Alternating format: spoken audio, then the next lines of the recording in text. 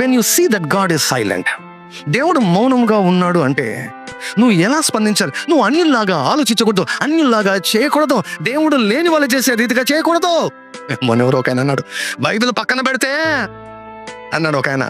ఎందుకు పెడతానైనా బైబిల్ పక్కకు పెట్టద్దు. నువ్వు పగ తీర్చుకుంటే ఒక దెబ్బ కొట్టగలవేమో, కానీ దేవుడు పగ తీర్చుకుంటే ఇట్ విల్ బి డిఫరెంట్. నువ్వు పగ తీర్చుకుంటే మరలా ఆ వ్యక్తి నీ మీద దాడి చేసేదానికి అవకాశం ఉంది, కానీ దేవుడు పగ తీర్చుకుంటే మరలా నీ మీద దాడి చేసేదానికి ఆ మనిషి ఉండడు.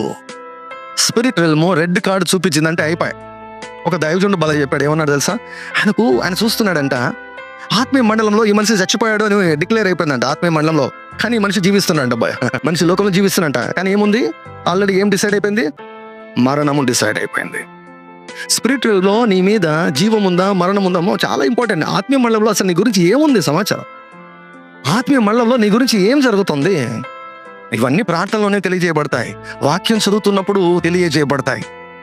అందుకే వాక్యము దగ్గర సమయం గడపని వారు, ప్రార్థనలో సమయం గడపనటువంటి వారు సులభంగా మోసపోతారు ఈ లోకంలో.